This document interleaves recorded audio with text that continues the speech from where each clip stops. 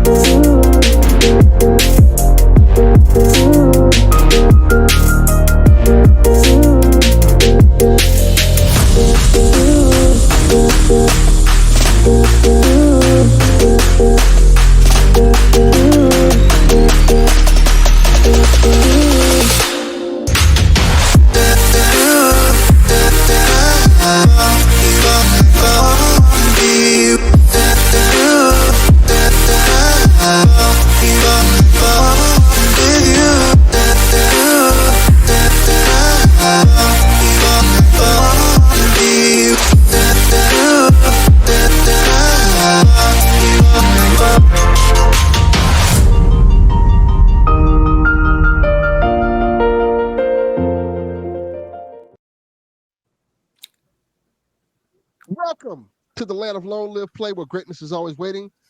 Welcome to the PlayStation Experience. I'm one of your hosts, Delvin Cox, and with me as always is the Platinum Princess herself, Miss Hayley Nicole Miller. How you doing, Hayley? Surviving. Good answer. Glad to see you in the game.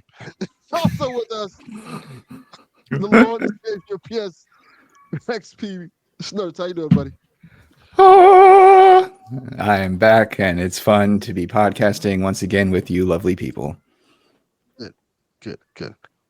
So, we're back. We're live. We're rocking. We're kicking butt. Taking names. Let me make a call. Let's just get to it. Let's see. Any, mini, mighty, mo, Snerts. How's your week been? It's been fine. I've had a full podcast weekend with the PlayStation Experience, and we recorded our 11th episode of Sacrilegious with Robin and Snerts yesterday, so that'll be dropping on 9/1. And it's fun that we made it to 10 episodes, and I'm really proud of that to keep a creative thing going. Much like the Simpsons joke where Bart tries to learn guitar and then puts it in his closet, and Homer goes hey, you know what? Put that next to your unicycle and your magic kit, and let's just go watch TV. You did better than Fowler and I when Fowler wanted to start a Smallville rewatch podcast. Yeah, and as someone who has started many creative endeavors and just let them go by the wayside, I mean, I don't know how many long nights I had when I with my fellow video game testers talking about, we're going to make the ultimate game that's going to be the best thing ever, and then it's just a fun night of pitching bullshit, and it doesn't really go anywhere. See, I don't even think it was the podcast itself. I think it was Fowler trying to watch Smallville after it had been out for 18, 19 years and not realizing how dated it was. Oh, I see. So it was a problem with the content, not with the actual podcast itself. If you didn't watch Smallville when it aired and you try to jump into the series now, you're gonna come across a whole bunch of stuff, and also a lot of the early season CGI does not hold up. I will gladly watch it because I grew up watching it, but I wouldn't recommend it to somebody to watch now. I see. Yeah, I mean, I don't really mind dated special effects depending on, if it's something I enjoy and the story is good, but it can take away from it. The Fortress of Solitude looks like cardboard, and you can clearly see cardboard. But it's like that Monty Python bit where it's Camelot, it's only a model. Shut up. Yes. Yeah. But yeah, I'm doing well. I rewatched Avengers: Infinity War, and once again, I still think Thanos has a point. He might go about it a little rough, but fair and balanced as everything should be. I love it. This podcast does not condone genocide. I'm just throwing that out there. And I still really wonder, the ramifications of the snap. How many people, when the snap comes back, are just falling in the sky because the airplane that they were in is no longer existing. They touched on that in game, and other Marvel shows. There are people who died, who came back. Correct. Who came back from the snap and were in the air and shit like that. It's kind of fucked up when you think about it. There's people who, I think Mary Jane said that. Not Mary Jane. What's her name from Monica Rambeau. Spider-Man's aunt. Aunt May. No, it's Aunt May. Yeah. Yeah. I said Mary Jane. Aunt May came back from the snap, but she was in somebody else's apartment. Yeah. Yeah, and they also showed that with Monica Rambeau's character, I believe. She came back in a hospital because her mom was in the hospital with cancer or something of that nature. And she literally reappeared in the waiting chair that she was sitting in before. And the place was going nuts because all of a sudden this hospital had all these people reappear just out of nowhere. So the chaos for that is pretty Also, interesting. I want to point out they have never physically stated that anybody who was in the air when they died in the snap reappeared in the air. That has never been stated. Y'all are just making that up. It's a fact, though. It's common. It's a common thing. If you're reappearing back where you were once at, and you were in the air, you're Right. gonna go back in the air, so you're dead. Yeah, I mean, No matter you can even get even more scientific with this too, because the Earth continues to rotate. So, like, if time travel was a thing, you actually got to come back to the same day and like as you are when you're time traveling. You can't go to December because then if you're time traveling in one spot, the Earth is already rotated in a different part of the sun. And That is not how the MCU established that time travel works. Just saying. An interesting thing I think will be interesting is what happens if you have to come back in the same place as someone else. Like if you're laying in the bed in the one exact same spot, somebody else morphs back, do y'all fuse together? I don't think that sounds a little weird, but you just pop on top of each other and you get a throuple. I mean, they did show Yelena returning in Black Widow. Okay, yeah, it's just I just enjoy. Sorry, not Black Widow. They show Yelena returning from the snap in Hawkeye. Yeah, I mean, they touch about in the MCU a little bit of like the 5 years past and how there's a big difference between people who are gone and people who remain. But my mind goes into all sorts of crazy directions as we see, and it was fun. I still enjoy the MCU. And speaking of Disney Plus, though, I am not thrilled that The Acolyte was canceled. I was bummed by that, especially with the setup that they did in the last episode of this first season. Boo, boo, boo. I'm just sorry. We threw out all of Legends canon, and then we bring back one very specific part of Legends canon. Boom, show canceled. Like, which part is that? Acolyte spoilers, heavy spoilers. Darth Plagueis. Wow. Oh, Plagueis. Okay, sure. Yeah, I wasn't sure what you're talking about because I know people are getting in a hubbub over the lightsaber change, even though as someone who reads the Darth Vader comics, how else would you show a bleeding a kyber crystal on like live action? I don't know how else you would show that. I talked to both people online and in real life who really were bugged by that, and I was like, "You should read these Darth Vader comics," but because Emperor Palpatine goes into like how you may bleed a cyber crystal, whatever the crystal's called. Like we've only seen a crystal bled a couple of times, and twice in a video game. Yeah. So I do think there is a disconnect between some of the more casual Star Wars fans who are only watching the shows and movies versus people who dive into the video games and comic books. But it was still just kind of a bummer because I thought they were doing something a little different, talking about a different era within the Star Wars universe. And I wanted them to get a second season. I don't know if it should have gone on beyond that, but they were setting up so many interesting threads, especially with that last episode. It was just all set up with very, very little action and payoff for the current plot. And I think it's a bummer that, one, they're not getting a second season or even an opportunity to do 2 or 3 episodes just to kind of wrap up whatever they were planning, and maybe it'll be rushed. But c'est la vie. I'm not the king of Disney. Oh, boy. And, it is what it is. Yeah. Sucks, but what can you do? Yeah. Haley, what have you been watching? You through the CW again? I am on season 4 of The Flash, season 6 of Arrow, season 3 of Supergirl, season 3 of Legends. I am just about up to the Crisis on Earth X crossover. I'm a couple episodes away in each show from being able to watch the Crisis on Earth X crossover. That's what I've been watching. So do you have like an elaborate system of TVs like Mr. Burns does, or that guy from The Watchmen, where you're watching all of these seasons at the same time, or is it just one after another on one screen? I pick a show, watch it until it's like the episode before the crossover. Done. Stop it. Go. The show, okay. Do it. Gotcha. Yeah. Excellent. Because they all tie into each other. Like some shows do it more than once a season. Like, for example, season 2 of Supergirl tied over with The Flash like 3 times because they had Music Meister involved. That crossover episode.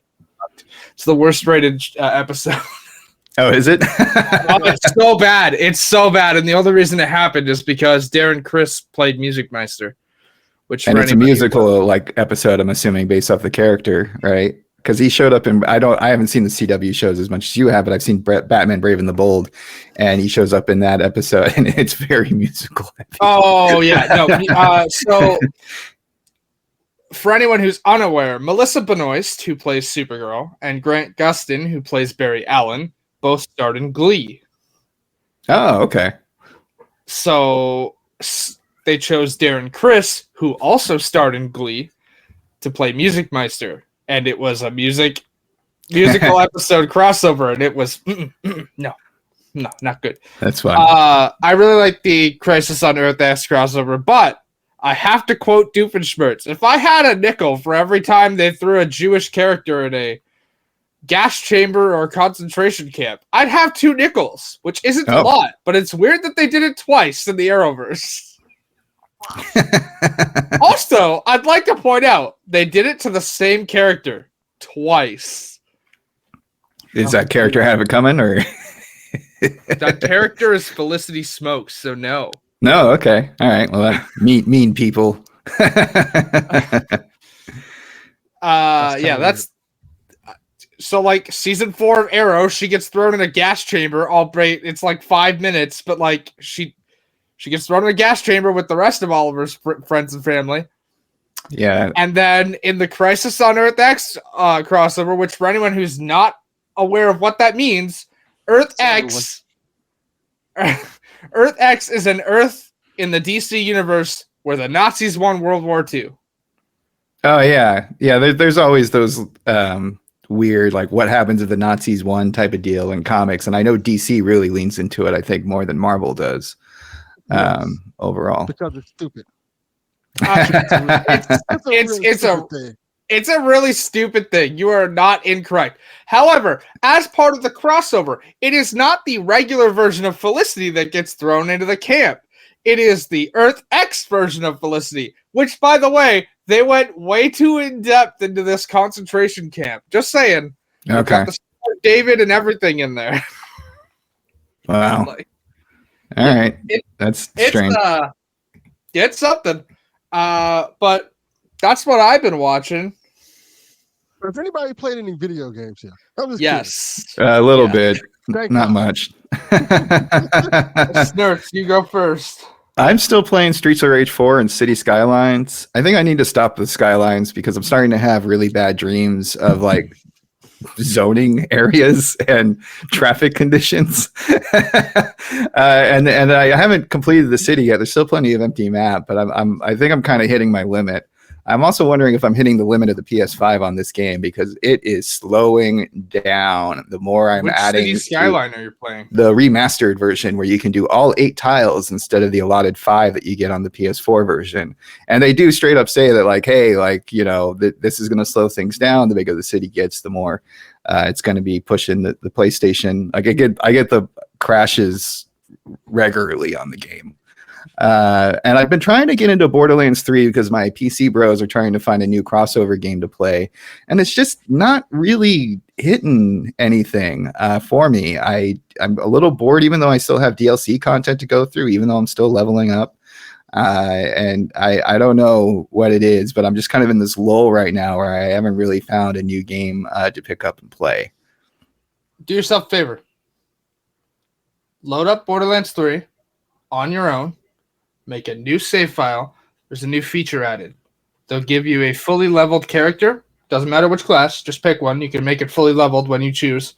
See if it sticks with you when you're fully leveled and have all your skills decked out. Oh, interesting. Okay. Because a lot of people find that Borderlands doesn't really drag them in until they get to max level character builds. Like, have you played Borderlands like 1, 2 pre-sequel? No, this is my just first. Jump into 3? I just jumped into Okay. 3.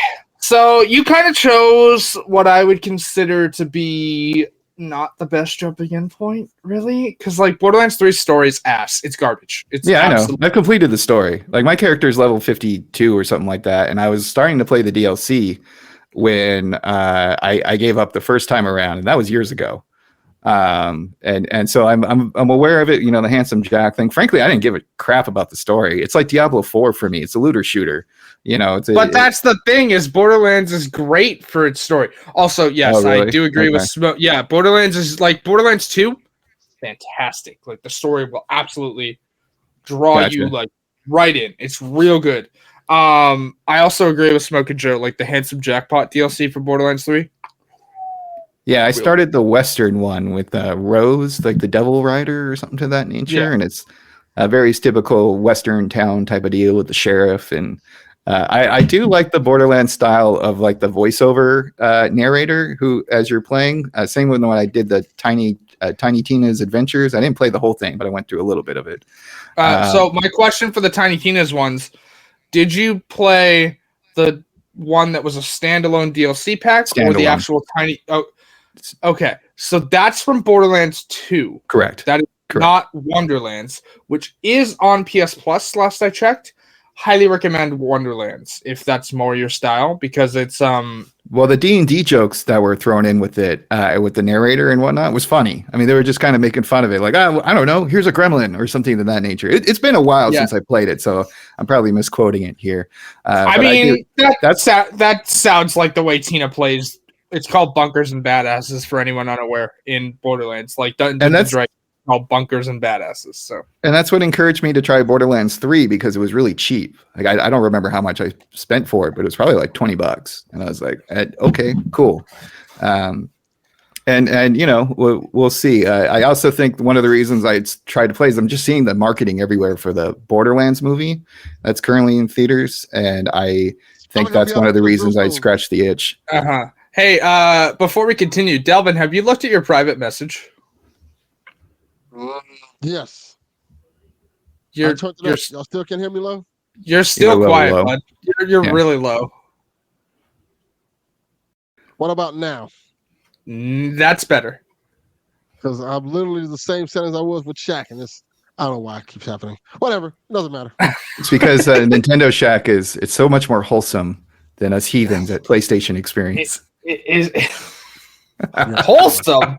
Are we watching the same show? Yes. No. I would recommend sticking with it. Like, I love Borderlands, right? But 3's story is garbage.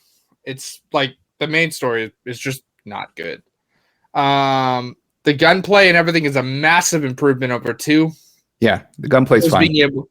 So is being able to jump and vault over things, which was a huge hindrance because since you've never really played Borderlands 2 except the one-shot D&D adventure, Borderlands 2 for some reason features a lot of fucking jumping puzzles. Which in a game where you can't vault, not great. Just but like Borderlands 2 has the best Borderlands story, I would say. Okay. And I say that as someone whose favorite DLC is actually from the first game. My favorite DLC for Borderlands is the Zombie Island of Dr. Ned. It is. We love our zombie islands. Who do we voodoo? Who do we voodoo? Yes. It's a very good DLC. But if you're going to play any of the DLCs for Borderlands 3, I highly recommend Handsome Jackpot and Blood and Tentacles, which is the Lovecraftian one. Okay. Yeah, I have all of that stuff just ready to go. I thank you for letting me know about the max level, because even if I go back to the Hunter, it might be nice to have maxed out level and I can respec or just kind of start from fresh. If your original character is 52, you've only got about 14 levels on top of that because the max level is 65. Yeah. But it's a new feature that was added like a week and a half ago. So interesting. Well, that's encouraging too, because a lot of times for these bigger games, especially something like in the Diablo fashion or these looter shooters, you kind of the initial grind gets old doing it over and over and over again. So it's nice how games are kind of letting you jump ahead if you've already played. Mm-hmm. It was a new feature they added. You won't start with the best loadout, but there'll be guns at least to your loadout, right? So I mean, it's gonna just play a little bit. You're gonna get something from an outhouse or a chest or something. Yeah. Yeah, but that's all I've been playing. Haley, you been playing anything? I have. I have been playing a lot of Diablo 4 again because the new season started. Cool. I finished the battle pass and I'm done with Diablo for the season. Another sorceress? No, I played Necromancer this season. Oh, how'd you like that one? I don't do anything, man. I hit one button and all the things just die. That what? I mean, that's usually how it was for when I was playing Necromancers on other Diablo games. It would be like raise my army and then Quirk's explosions until everything's dead. Literally, that's what I'm doing. It's just okay. I don't know. Things haven't changed. Cool. Yeah. So I like I played Necromancer for this season because they nerfed Sorcerer again because Blizzard, make up your fucking mind. They seem to favor a class for any given season. It's been that way for a while. I mean, you know, so they retool things, and then it's the new class's time in the sun to be the OP. But the new class isn't even out yet. It's not out until the expansion.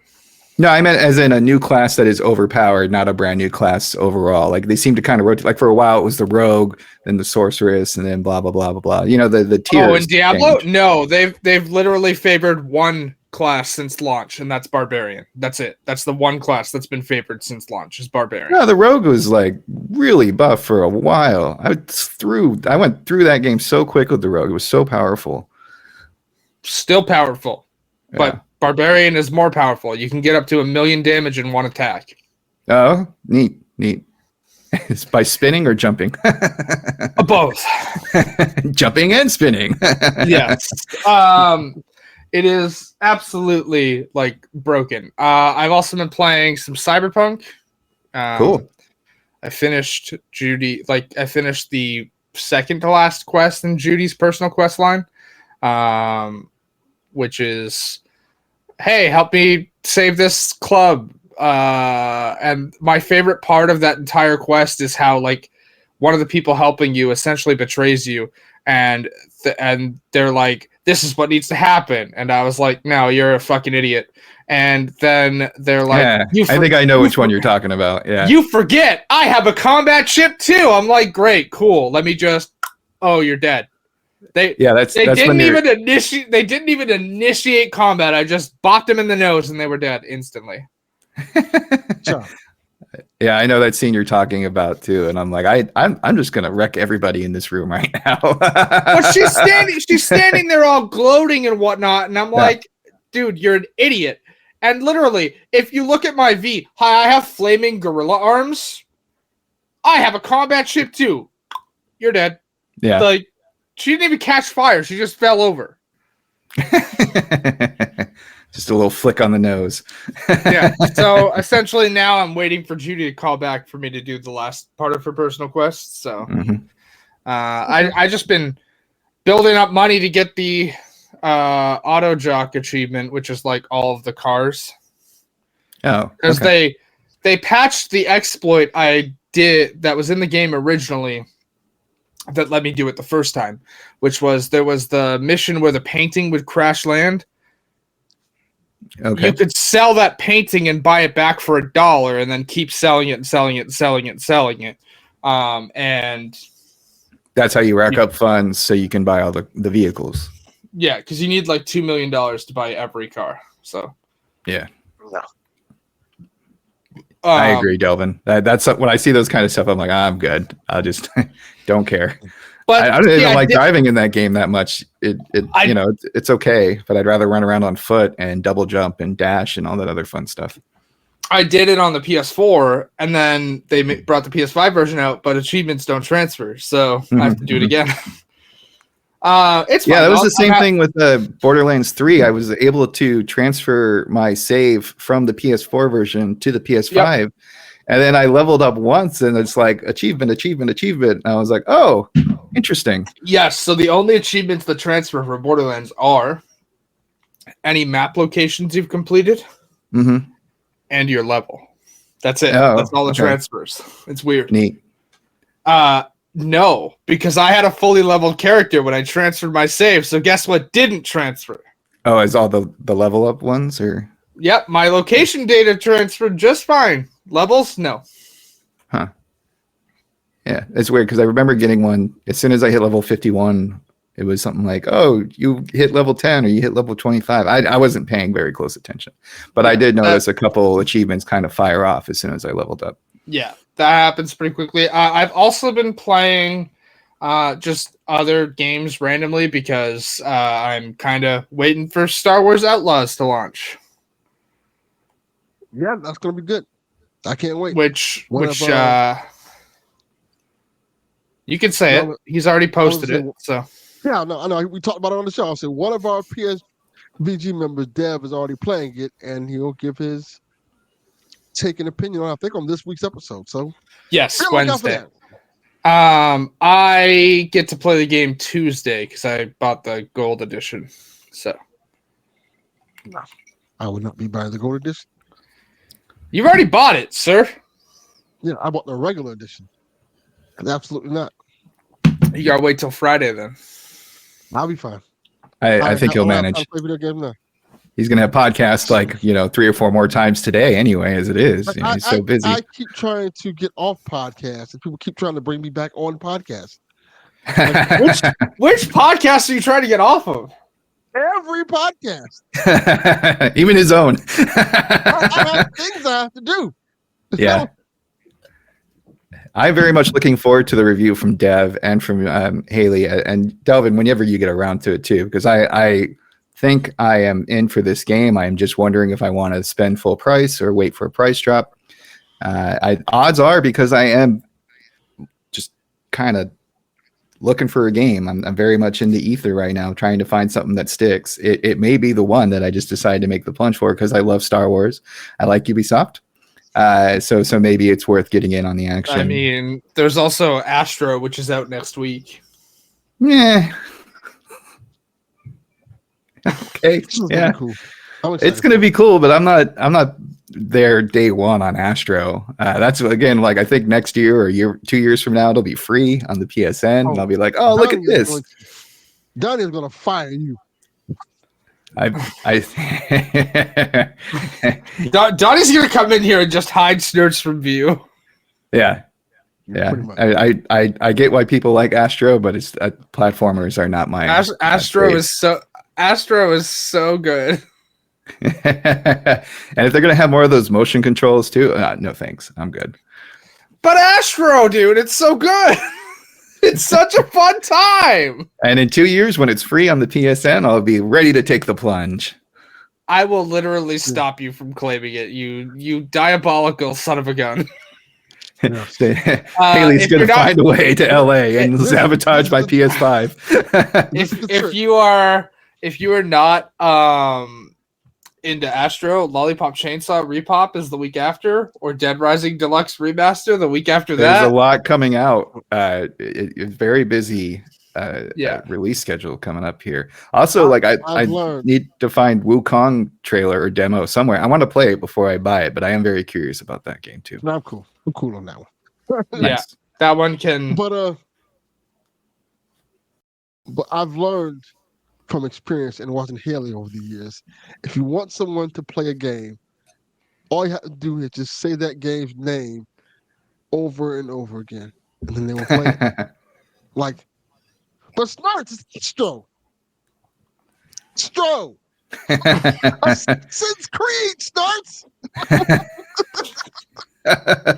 I will say this podcast has more hype for Assassin's Creed Shadows. Is that the one coming? Yes, that is comes out the gold edition is available to play 3 days after my birthday. Why you keep telling us this? We're not playing the gold edition. But I am, and you know it. Oh, I did? I love that. I bought it. God damn. What? You said who bought it? No, I haven't bought it yet, but I am playing the Ultimate Edition because it's my birthday gift to myself. Well, that's a good birthday gift. Yeah. $192 later. Oh my! What? What the dick? Ain't no way $200. Oh. The Ultimate Edition is way too much. $169.99 plus tax. So yes, that comes to $192. For $192, you better give me a motherfucking assassin with this game. I'm not getting one free kill on anyone I want. No. Yeah, that's a lot of money. I do love the video that was shared on the Discord of the when samurai I posted in the full armor. I felt so, tried to jump off the roof. Seen. Yeah, I felt so seen. Like, Snerts, we need you to get down from this roof. Flop. You'll appreciate this, Hayley. I was watching the wrestling pay-per-view just a second ago. Oh, I saw that. I saw it on Reddit, but I didn't obviously I didn't watch it, right? But like he came out to Assassin's Creed music. It came out to Ezio introduced him, like a voiceover introduced him. Mm-hmm. He came out in an Assassin's Creed outfit, and he had like these cool like break dances, I guess, from kind of like doing the background. It was pretty cool. I guess he for the match was sponsored by Assassin's Creed because he's a big Assassin's Creed fan. And he came out, for those who don't know what I'm talking about, it's Will Ospreay, one of the best wrestlers in the world. Came out in the Assassin's Creed garb. It was really cool. I mean, that seems perfect if he was like on the ropes or something, doing like the dive, right, with the blade. Like, I don't know. My imagination goes wild. It seems like a fitting pair, wrestling in Assassin's Creed. Well, his finishing move is the hidden blade. Oh, That's cool. what his finishing move is called, a hidden blade. And he has the little scarf. He looks like Ezio a little bit. It's pretty cool. Nice. You probably can find it on YouTube everywhere. Just check it out, Will Ospreay. You'll see this. Yeah, I saw an article about this on the Assassin's, like it was pinned to the top of the Assassin's Creed subreddit. So it's pretty cool. Yeah. What you been playing, Delvin? I've been playing. Well, I've been playing Dustborn, which I talked about on PSVG, and I talked about it on Shaq. I think you like this game a lot, Hayley. I've really cool. Seen some people tweeting about it this week. It's a Steam game, isn't it? It's on PS5 too. It's essentially a very inclusive Telltale game. Okay. I love it. It's great. It's you have these characters who are in this car. They're going somewhere. They're on an adventure because the society has deemed them inappropriate for their side. Each one of them have like special powers and stuff like that, like with their voice and their wordplay. And it's really cool because it's like they're gender neutral characters and things like that. It's a really cool aesthetic to it. I really like it. Nice. I was surprised that it's published by Quantic Dream. They didn't make the game though. Yeah, clearly, because again, Quantic Dream, the studio run by fucking David Cage, who says all the women in our games are whores, and we don't make games for. I'm not saying the slur, even though technically I could, but yeah. Wow. Whoa! Oh wait, Snerts, your reaction? Did you not know any of this? No, I don't. You know me. I stick my head in the sand until PSVG or PlayStation Experience, and then I learn the news. So David Cage was taken to court. I think it was like over a year now at this point. Some of the shit this man. Oh, it's probably older than that. But like, he was in a courtroom before any of the comments I just said. He straight up asked the judge, "Can I lie under oath?" Oh, this sounds familiar. That part sounds familiar. Can I lie? He asked the judge, "Can I lie under oath?" Then said, "We don't make games for F-slur." Right. Said all of the women in our games are whores. Okay, this is actually starting to sound familiar now. I don't think I remember definitely the judge part because that's just stuck in my head. I think I just got maybe I didn't remember the other slurs and whores, so my bad. But yeah, and also like it always seems like every other week or there's a new controversy in this industry. Oh, I mean, yes, like but this. Oh my God. Casual reminder: this news story came out, and then 2 weeks later, Disney gave him the Star Wars license. To clarify, this the original lawsuit was in 2018. Yeah, okay, so over 6 years now. Yes. And the appeal was Quantic Dream 1 was in 2021. Okay. So they won the appeal, and he was like, and he made a statement saying that, I'll read a statement.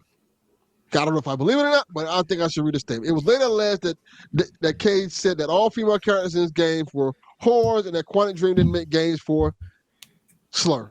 Cage denied the allegations by saying, I never said or even thought such things. I fully understand people were shocked by seeing those words, and I'm deeply sorry for the pain and confusion they have caused to the women in the LGBTQIA community. These quotes are abhorrent and do not reflect my views or the views of anyone at Quantic Dream. Representatives of the community employees at work defended Cage, stating that he's deeply hurtful, stating that deeply hurtful and misleading perceptions do not reflect their everyday lives at work. So yeah.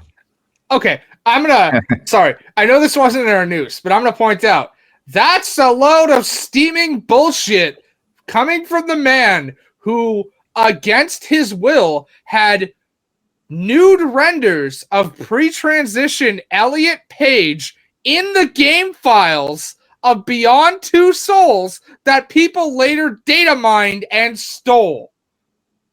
I do not believe this man. That actually did happen. That was a real thing. That is a real thing that happened. I do not believe this man. So you're going with they're sorry they got caught apology. Yes. Yeah. It's a also different. Because I want to point out the original article, which contained all of the women in our games are whores comment and the other stuff, was written in French. So it was from the actual courtroom where they were in court. So yeah, wild stuff.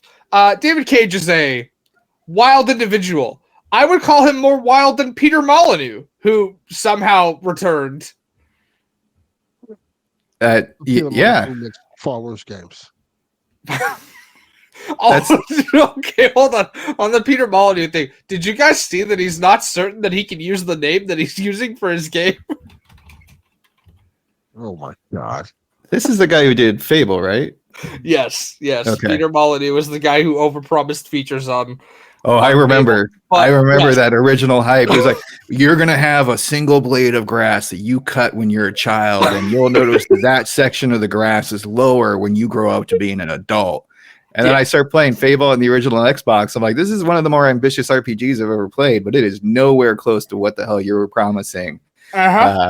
It was a lot of fun. I love the original Fable. I still will dive into it every once in a while when I'm feeling like going through those weird level of detailed bugs and other issues that they had. But I love the Cockney British parts and the whole like weird, like you can eat baby chicks to become evil. Fable is a wild game, but my favorite part is like he revealed his new game, which is like Albion something. And someone was like, are you sure that you can legally use that? And he went, I mean, I assume I can legally use it. Like, wow. That's what everybody wants to hear when you're like the head of something. Is that I'm just assuming this. Look, just because I used Mickey Mouse's image doesn't mean I'll get in trouble, right? That's cool.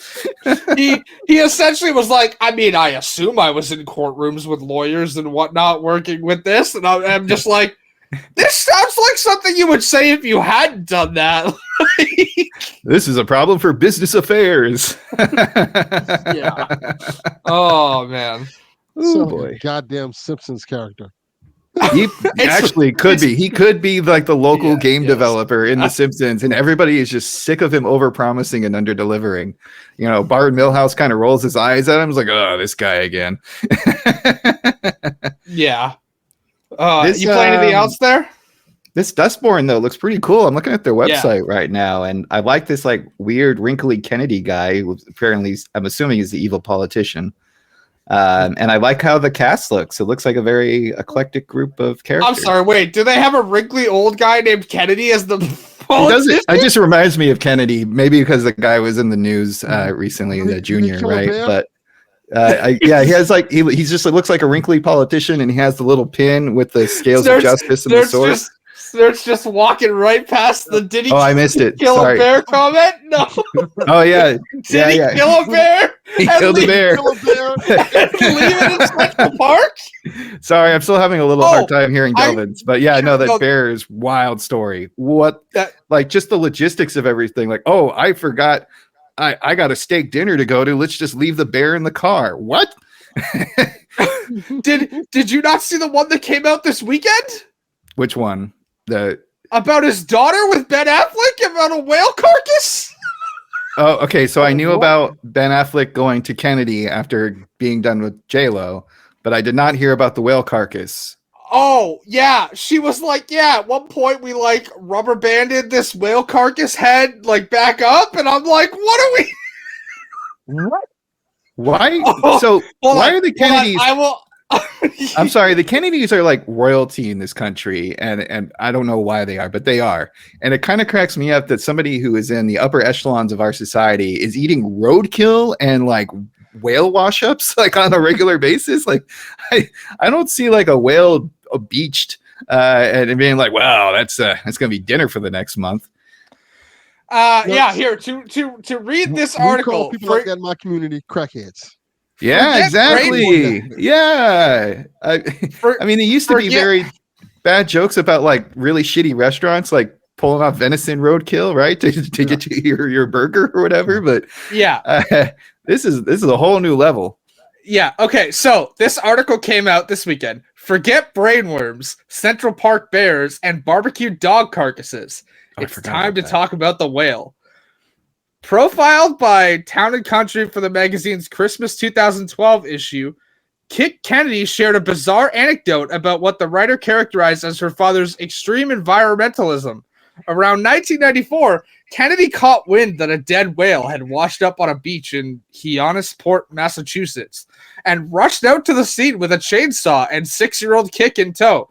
He cut the whale's head off, secured it to the roof of his minivan with bungee cords, and made the 5-hour drive back to the family's home in New York. I need that whale head. Yeah. Also, it gets worse because she goes, every time we accelerated on the highway, whale juice would pour into the windows of the car, and it was the rankest thing on the planet. Whale juice. That's corpse juice. I don't know. Yeah.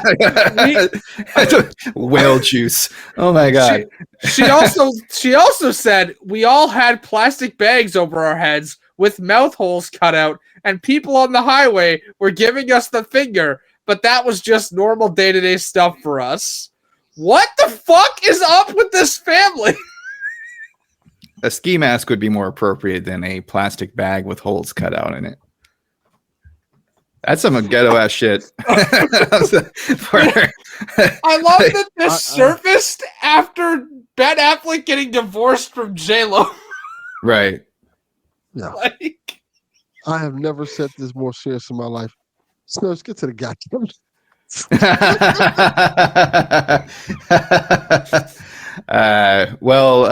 We had, I don't know, do you want to kick it off with the Dragon Age, Hayley? I will take the first one because I'm the one that posted about it. Or at least I put it in the doc. So moving on, Dragon Age has been ramping up their media presence lately because they finally announced a release date of Halloween. And to lead up to that, they're releasing an audio drama featuring the companions you will travel with in Dragon Age the Veilguard, starting this Thursday. And they will release weekly. Nice. So it'll be like a dramatized audio podcast featuring the companions, and it'll release weekly up until I think the middle of October. So it's pretty interesting. They also this week released high-level combat footage. Yeah, I saw a little bit of that. Yeah, they released 10 minutes total, and it looks like Dragon Age. It's very like combo heavy, like so the difference with Veilguard is you are not actually physically controlling your companions this time around. It'll be more like Mass Effect's like give commands system. Which Delvin, I think you've played Mass Effect, right? You cut out. Yeah, he's played a ton of Mass Effect. Mass Effect 2 is one of his favorite games. Yeah, I know. That's true. I'm double checking, but so like Mass Effect system of like you tell which companion to like combo an ability with you or whatnot, like that's how you're gonna control your companions in Veilguard. Like Guardians of the Galaxy. Kind of, yeah. So, looks pretty good. They showed off Wario combat for this video, and then we saw a slight bit of Mage gameplay when they released the RTX On trailer, which looks pretty decent. So, I think this is a great idea. I remember was it 2018 God of War? I hope I got that date right. They did a partnership with Myths and Legends podcast, and they also did like the Tales, like kind of a gap between the events of God of War 3 to the beginning of the new launch in the new land. And as a fan of podcasts, I think this is going to be neat, and I like our audio drama stuff. So maybe this will get me really back into Dragon Age, because I was a big fan of the first two games. Totally fell off with Inquisition, but I'm still keeping my eye on this, and I was looking at all the pretty combat with all the pretty colors, and it looks enticing. It looks like my kind of adventure. Stacked voice cast too, which very much so. And I've been itching for like a BioWare RPG. Like I didn't realize I was, but it's been a while since we've had something from them. Yeah, it's a long I'm time. very, very glad that they were able to make their release date stick this year. So essentially, for anyone unaware who doesn't know like what the cast entails, so they've got Alex Jordan, which for anyone who is unfamiliar, is the voice of Mr. Hands from Cyberpunk.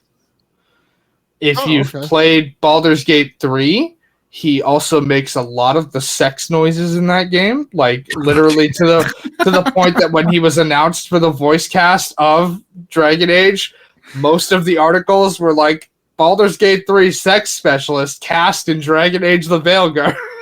Like that. Yes. That's the kind of title Delvin can get behind. Sex specialist. Damn right. Yes. It also includes Erika Ishii, who I believe Josh is definitely familiar with from Dropout. She's been in other things, but Dropout is where I know her most frequently.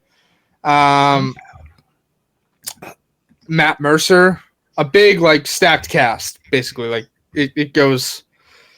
Mercer, Critical Role. Yeah. Well, everybody knows Matt Mercer does Critical Role.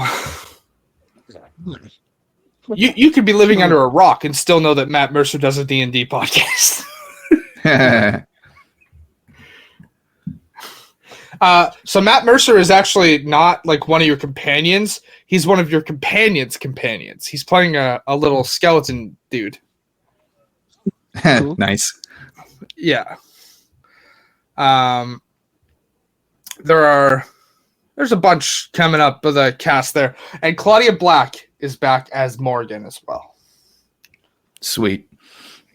So, yeah, I think that's a great way to get the hype train going and to keep it into the current conversation, because with all the games coming out, you need something that's going to make you stand out besides name recognition. Yes. I want to check it out. I'll check it out. I'll definitely check out the podcast, see if it's good.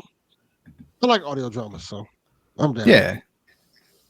Yes, of course you like audio dramas, John Stewart. I'm in multiple ones, so I have to say. I know. I'm just it's actual characters too, not just like some dwarf giving a quest with 2 lines. All right. What's the next story, Snerts? Well, did any of you watch Gamescom? Because I sure didn't. We have live. I did. Oh, good for you, no. Hayley. No, I watched it live. I watched Gamescom live. So to be fair, I watched Kind of Funny reacting to Gamescom live. Like I said, there you go. 2 of us has live. The other one is Hayley. Yeah, I did not watch it at all. It's I read a slow couple articles. season at work. What do you want from me? I barely have any shifts this month. Okay, I work Monday, Tuesday, Wednesday, and then I'm off until September 5th. What do you want from me? So you're our PSXP gumshoe on the ground. What did you think of Gamescom? I got some very good reveals out of it, but I mean, I'd give it a 7. It's better than TGA was for sure. Okay. It was nice to see Borderlands 4 coming out. I thought that was neat, but it didn't really like do anything besides show a very pretty trailer. Actually, it did. Oh, but it did? there's more in that trailer than you think there is, but it required people actually like delving into the trailer and like breaking it down frame by frame. Oh, I see. I got time for that. So Exactly. essentially, like, there's hints that it's kind of going to do a multiverse type thing, but also there's a hidden message in the trailer that's like, he is watching, he is waiting. There's some Iridian script, which kind of leads to something that was teased at the end of Borderlands, the pre-sequel. So we'll see where it's going, but there's definitely more in that trailer than just a bandit mask falling from the sky. Well, I did think it was very pretty with the planet and the space stuff, and it kind of breaking through whatever that crystal thing was. I was pretty. I was like, that's really looking nice. I also got excited that Indiana Jones and the Great Circle will be coming to PlayStation in early 2025. Yep. That game doesn't look good. I'm not gonna lie. I don't like how that game looks. It's Indiana Jones, so I am very curious just based off of the IP. But I am. It's a Bethesda game. Like who, you know. But sometimes they're like really great, and other times they're buggy. It's made by one of my favorite developers that Bethesda has. Like, it's made by Machine Games, who did the excellent Wolfenstein games. This game that's right. Doesn't look good. All right. Well, we'll see what happens. What about you, Delvin? I know you're an Indiana Jones fan. Are you still excited, or? I'm definitely excited for it. I think so. I think it'll be fine. It'll be pretty good. I think they've done enough to kind of like convince me that it's going to be okay. I feel like this early look, you can't really judge it off of these looks of it. I'm excited for it. I do feel like people need to chill out because it's like people are upset that it's coming to PS5 and stuff like that. But I'm kind of feeling like, okay, again, this is on Microsoft not just pulling the Band-Aid off. They're doing this like, let's have our cake and eat it too situation. And that's just drip feeding like, hey, this game's coming here, this game's coming here. Just rip the Band-Aid off and all the people freaking out will stop freaking out. Until they find something new. Xbox been kind of telling us for a while, we want to be third party.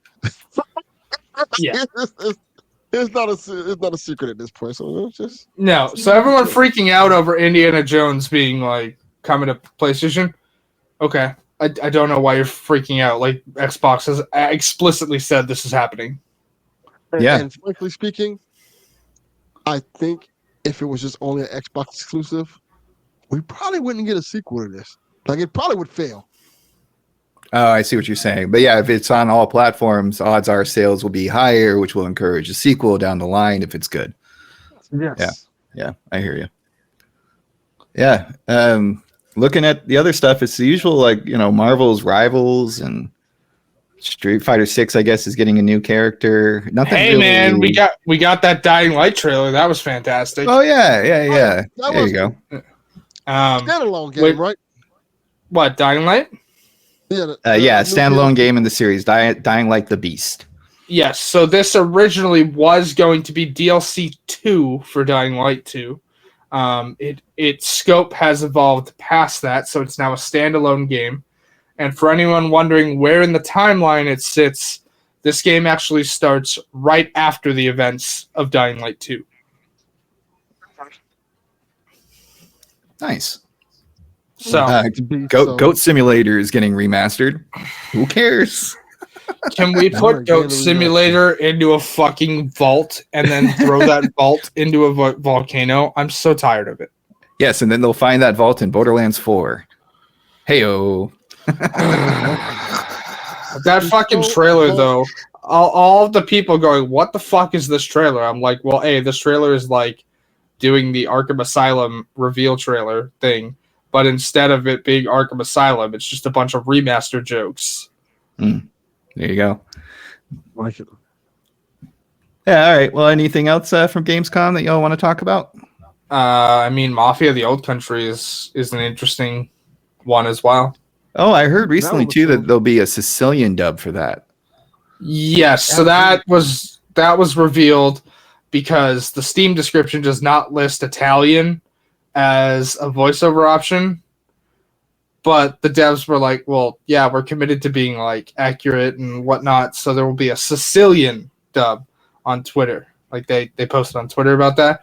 But people looking at the Steam description for a game that just got revealed, what do you want, man? Like, not all the information is there. I don't know what you want.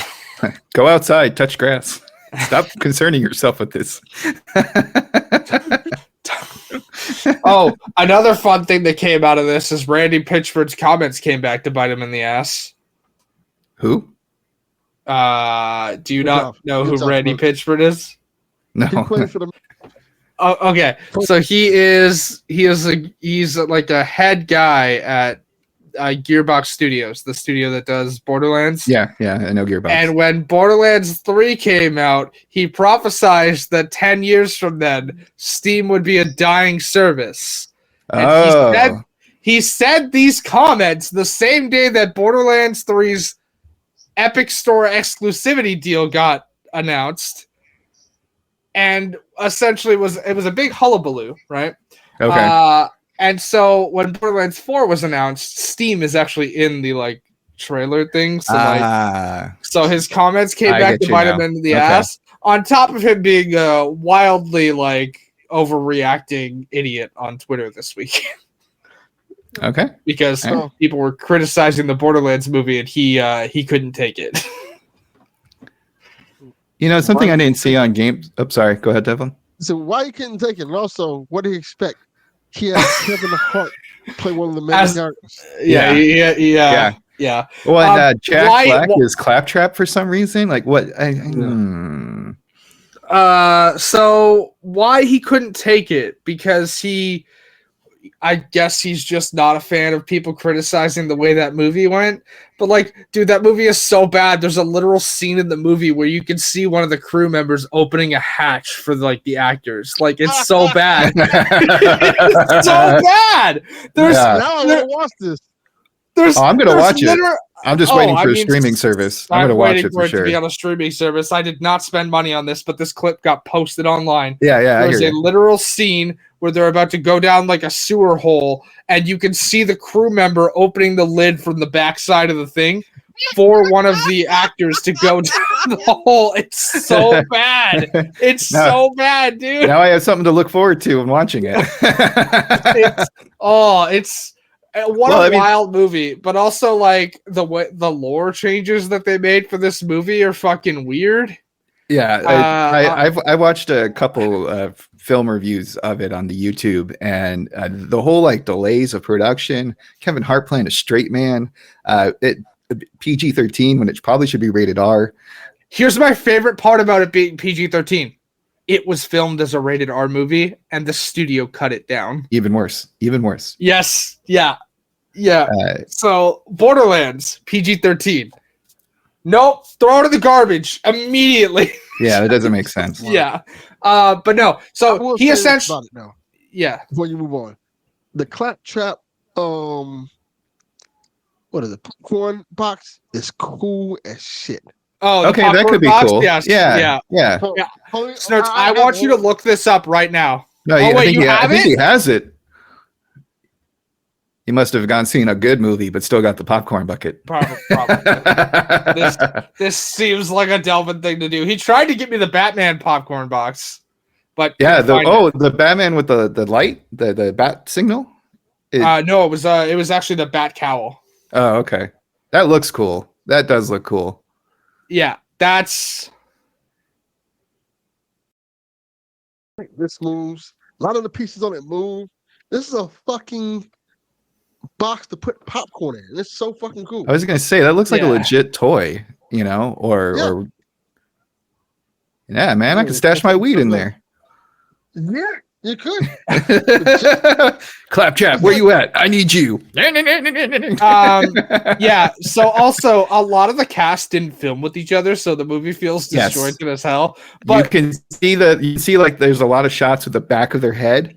And so it's like an extra or the stunt double or somebody. Like it's obviously not the actor. But you asked why Randy couldn't take it. Well, people were giving legitimate criticisms of the film on Twitter, including really big Borderlands content creators. Randy was blocking them all because they were giving legitimate criticism. He just couldn't take it. And then he went and attacked Paul Tassi at Forbes and essentially called the guy a dick for just doing his job. Yeah. It's also not just it's not like it's one or two people saying this movie is bad. It's pretty universal. I have yet to see anybody give a positive review or say I have seen some positive reviews in a place that I expected to see positive reviews. Delvin, do you want to take a guess where I saw these? the Borderland Discord. No. I stay out of there. That place is a cesspool. I'm in there It is. for the gold key notifications, and that's it. Delvin, do you want to guess where do you want to see where I got? Do you want to guess where I got the positive reviews for the Borderlands movie from? Yes, Pornhub. No. The Married to the Games Discord has a bunch of positive reviews of that movie. Oh, okay. That's cool. Yeah. Delvin, do you have $1,000? I might need $1,000. Because I mean, this is the opportunity of a lifetime, everybody. I think we should start charging our fans money so we can afford this glorious new 8 terabyte solid state hard drive. What the hell is this? $1,000. That is ridiculous. You can get 2 4 terabyte ones for $350 each. I don't understand. This baffles me, and that's all I really have to say about this. I'm like, too big, too expensive. You have me curious now because I don't think a 4 terabyte external, SSD here is $350. That's what is quoted in the article. They say from yes, I know, but I'm curious the 1 terabyte for $150, 2 terabyte for $230, 4 terabyte for $350. Oh, you're doing your crazy Canadian conversions, so it's probably like $600. I don't know. It is $499 for a 4 terabyte hard drive. Yeah, that's ridiculous. SSD here. I personally went for the 2 terabyte price I paid for. That's the same price I paid for the 2 terabyte one that's in my console right now. Really, 500? I paid 500 at launch when the SSDs. Yeah, well, not so. Delvin knows this. Amazon will give you payment plans, but like you can split it over payments. So I didn't pay for it all at once, but like right. That is correct. Yeah, I like it was $500 total over like 5 payments. So that's still a lot. I'm pretty sure mine was like under $250 for sure. But when did you get your PS5? When Ragnarok came out, because I got the bundle. Okay, so. I got my SSD like as soon as they put the patch out for the SSD. Gotcha. So that's why it was $500. Yeah, like yeah. if I looked at the 2 terabyte one right now. But you know, I've come since the PS4. I'm used to upgrading the hard drive space. It's always needed. They never give you enough space upon launch or for the console basics. But I did think that this 8 terabyte was ridiculous. You all buy way more games than I do. Do you imagine filling an 8 terabyte hard drive? Is that enticing? He can. I know he can. Yes, I can.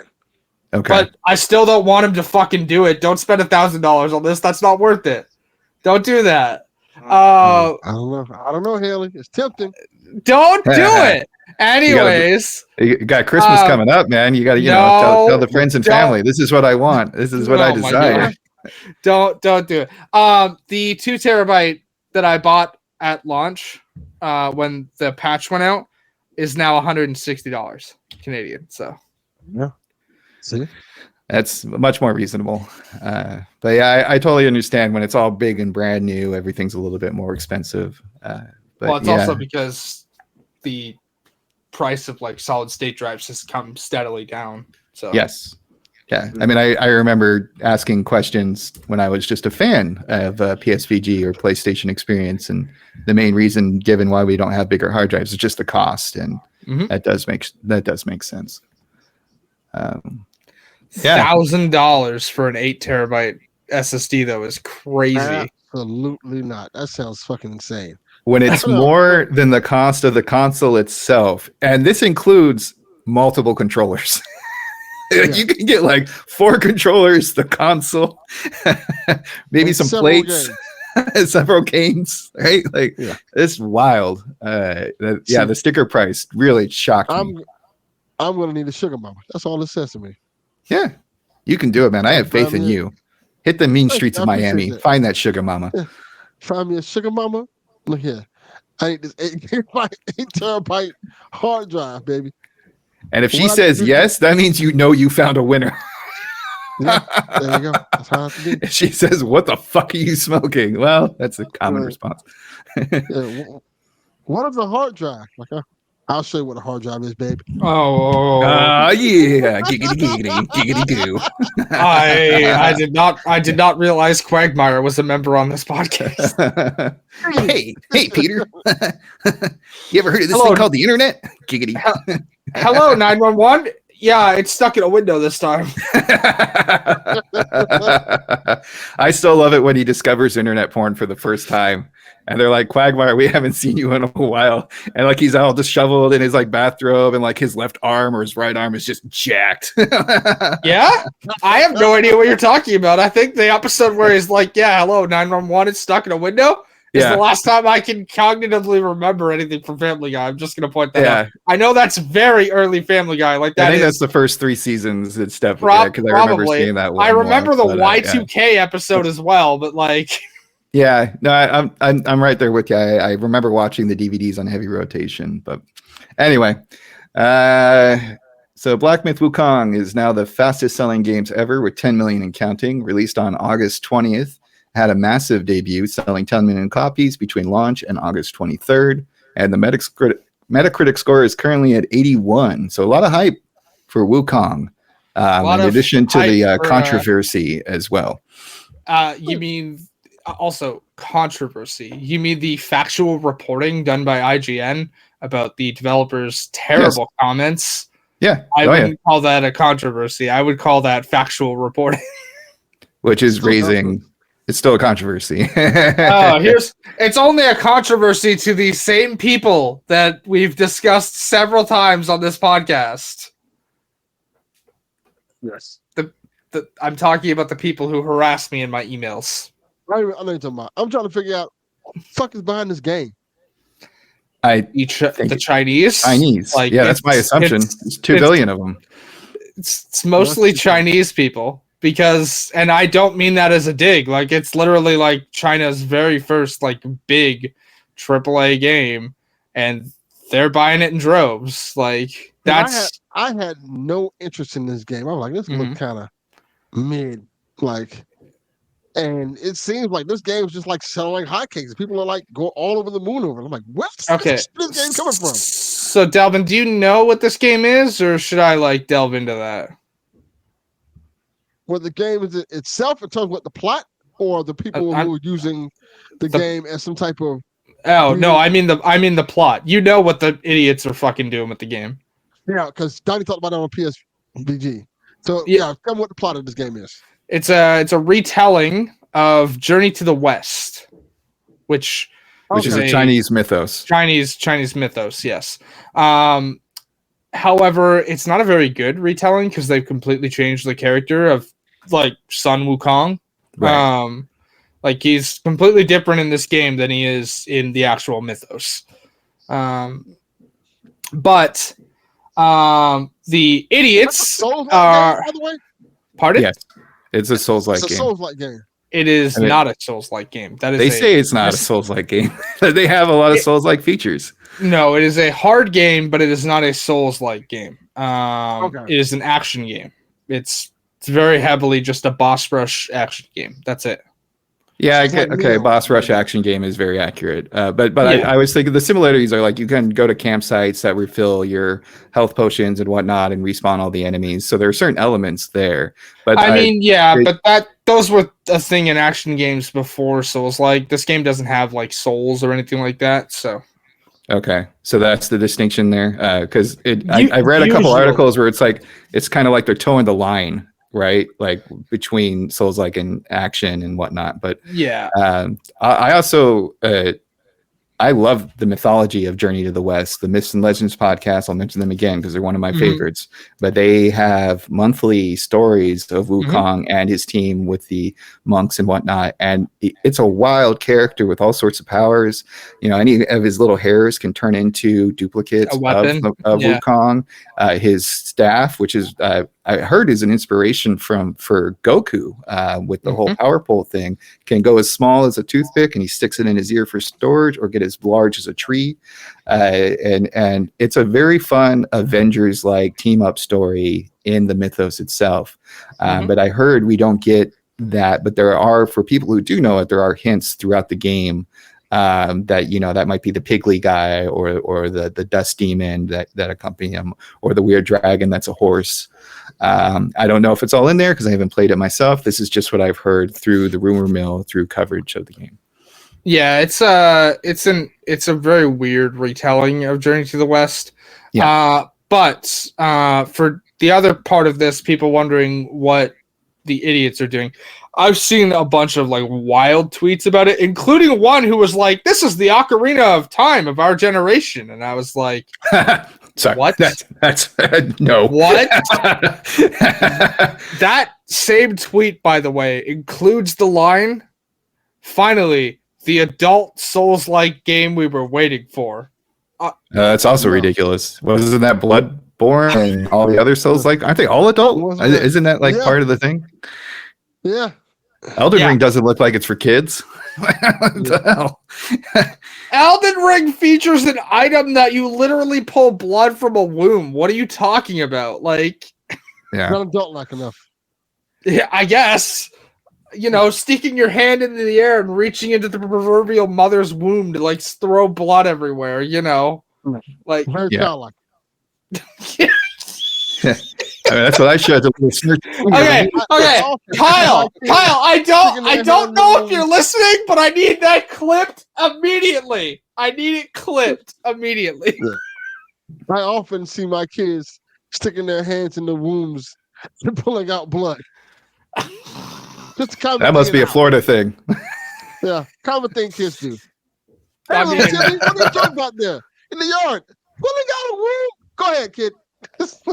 Make sure you wash your hands afterwards. I mean, yeah. I mean, it also, this is Florida is the same place where a guy kidnapped 27 people to play Yahtzee with for 36 hours. Motherfuckers. Oh yeah, that was wild. I remember that story. What the hell? The tweet for that popped back up on my timeline earlier this week, so that's why it's stuck in my head. But like a whole legend. Yeah. I also like Florida the video. Man, is wild. That's worst. I also like the video that Donnie posted about Wukong. I thought that was pretty funny and kind of highlighted all the stuff that's going on with it in the background. And like the press release was wild. I mean, feminist propaganda and COVID. Go fuck yourself, China. We're going to talk about all those things. Oh, so my favorite part was that came out immediately. People were like, "Hey, this is fake." And then actual influencers came out and were like, "No, I have the actual document." Yeah, that's just right here. And it's like, what are we fucking doing? What do you mean? Yeah, I mean, this is also the government that banned Winnie the Pooh from their internet because the president was getting offended that people were comparing him to the classic Disney character. So, the thin skin of criticism is there with the Chinese government, and I think it did come through with this game, and that's why it's been getting all sorts of random. It's very rare, like in my experience with this game, with just so many different angles to the story. A lot of times, is it a good game? Maybe somebody said something stupid who is the developer or whatnot. Mm-hmm. But this, I find it very interesting because I do like history and world events and politics as well. So I don't know. I'm very curious to see what this is like, and I don't know if I'm ever going to play this game or not. I am very much on the fence because I don't think it's my type of game with the action and the boss. So, as someone who has platinumed Elden Ring, if you are not into those style of games, you're not going to be into this one. Like that's what I'm assuming. It's not hard that in the way that it's a harder game, but it's not hard in the way of Dark Souls. It's just Dark Souls is all about like beating a boss, moving on to the next one. Well, that's what this is. Like basically. Yeah. All right. Well, anything else about this game? I mean, I'm glad people are having fun with it, but like, man, I don't want to play this game, especially after the developers are like, "Yeah, we don't want women playing our games." Like, yeah, that's not a good selling point. It's half the population. I don't know what the hell they're doing there. Bunch of sexist assholes. Anyway. There's more than that, but I'm just like the central point of like, hey, we don't want women playing your games. Okay, cool. I'm just not gonna play your game then. Yeah, message received. Fucking idiots. I don't want people's money. Yeah. Yeah. All right. Well, a PS Star Points system is changing, but not for the better. I guess instead of you used to be able to 24 months before you had to use your points and they would expire. Yes. It's going to be cut down to 12. As someone who's redeemed a lot of points, like I have $10 worth of credit. Like I haven't redeemed them yet, but like I have enough points for $10 worth of PlayStation credit right now sitting in my account. Yeah, so this is changing starting October 24th, and then the big change comes into effect in March. So October of this year, you'll no longer receive points for like a PlayStation Plus membership, or anything of the sort. And then next year, they receive the notice says that like you will not receive points. Like if you redeem, you have to redeem them within 12 months. Sorry, Delvin's back thing distracted me. Yeah, so they're just changing things, and I have never used this PS Star Points. Is this something I should be caring about? Like, is the $10 credit really worth it? Okay, hold on. Do you have a PlayStation Plus subscription? I just have the baseline PSN. Doesn't matter as long as like. Do you have the thing that allows you to play online? No, I don't have any of the streaming up. I have the yeah. Sorry, that allows you to play online. Yes, you have the one that gives you the free games. Yes. The lowest tier. The lowest tier. Fine. Yeah. If you do not have PlayStation Plus, there's no point in you using the service because you don't get any points at all. If you have PlayStation Plus, then yes, you may as well use the service because the way points are calculated for this is if I spend 100, I'm going to use Star Wars as an example. I bought the Gold Edition, which here is $144 plus tax. Came to about 163. That is 1,633 points instantly. And what does that transfer into dollars or? Okay, so they go into your like stars balance as points, and then for me, I have a higher point like redemption thing because Canada, right? So a $5 credit of PlayStation Store wallet here is 1,250 points. Okay. Yes. So I guess it's even if it's not if smaller amounts or whatever, it's still something. It's still a discount. Yeah. All right. There are larger rewards you can. Head. Pardon? I said I've been hitting their ass across their head because every time the thing about the points things, you can get points for just like doing like little small remedial tasks in the store and stuff like that. Like, hey, play this game and we'll give you like 30 points or something like that. Yeah. And it's great because like you said, a lot of quests like that. Like some of them give points, others give like collectibles for a little trophy case on your profile. For example, there's yep. I'm gonna break it down in terms like a $20 PlayStation store card is 5,000 points. For me, it's the equivalent of the $20 card is 25 here, and it's 6,250. So. It's 5,000 points. It's for the $5 card is 1,250. And the thing about it is, you also can get free games too. Like that, you can like if you get 17,500 points, you get Stellar Blade for free essentially. And they have those things switch up every month. Where you can like, whether different types of games or avatars or things you can get in the store. It's really cool. I highly recommend it. You don't have to necessarily buy stuff to get points. You can just like go on the PlayStation app and do certain tasks that they ask you to do, and once you complete those tasks, you get rewarded for it with points. Interesting. And those points add up. So it's kind of like if I've been going to my local supermarket without joining their club, and I'm missing all sorts of like deals and discounts potentially. Yeah, correct. All right. Also, I got to get my poop together and get on there. PlayStation Stars itself also has a unique benefit. I think it's not the best thing for them to have done, but depending on your PlayStation Stars level, depends on what priority you get for assistance with the network if you need any. So I don't think I've ever really needed assistance if it's not working. But if you do, and you happen to be the highest level of PlayStation Stars, which is level 4, you get bumped to the beginning of the queue. I don't know how I feel about that, but it's only video games, so it's not very important. Yeah, it's a weird thing, but it's a useful program. It's certainly something, though. I'll tell you that much. Well, thanks for the info on that. I know I've asked this of you before, but I just kept seeing all these articles popping up. Oh, it's coming back, and now we're changing things. So maybe it'll be okay for me because I won't know the good old times, and I'll just deal with other crap they have now. I'm level 3, by the way. Nice. Level 4 Snerts requires. It should tell you what your upgrade requirements are there, Delvin, if you click on your actual level. I'm looking at it right now. I'm going to click on the level. This is fun. This is everybody checking their phone version of the PlayStation experience.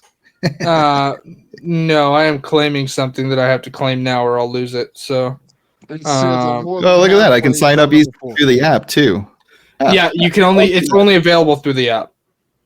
Oh, I finally get to use that app for something besides screenshots. Right. Yeah. So do you find these changes awful, or what's your opinion? I mean, you guys use this, I don't. So is this you're annoyed by you got to spend the points earlier, or what? I use my points basically as soon as I have rewards for them. So like I don't find it there, but some people did like trying to save up for the bigger rewards, like the 17,000 one, for example. Delvin, what are the upgrade requirements from 3 to 4? It does not say for me. It should. It should tell you like because like when I go in there right now and I click on like can you see that? Is that like that's what it should when you click on your tab there, it should give you this. I don't see the upgrade requirements because I'm the highest level. I get that, but it just says current level, and it says my trophies, rare trophies and above, and it says full game purchases. Yeah, there should when for you it should say full game purchases, and then there should be a slash which tells you what's required.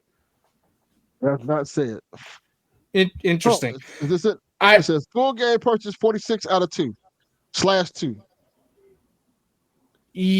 46 out of 2?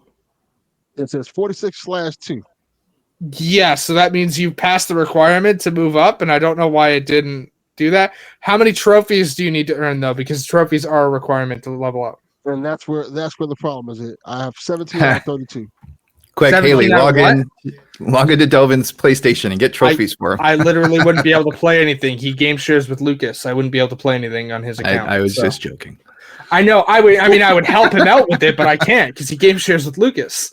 Yeah, I mean, you're our platinum princess, so that was the first thing that goes to my mind. Hayley to the rescue. Because for reference, when I look at mine, it tells me full game purchases 7, and then rare trophies and above. How much do you think is there, Snerts?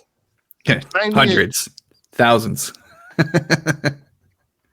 1,228. Thousands.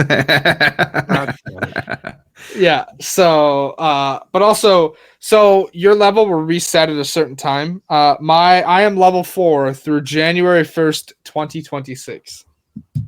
Okay. So that's cool. Nice. All right.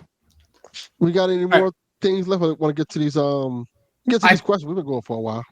I think that's at the end of our main our mini news stories.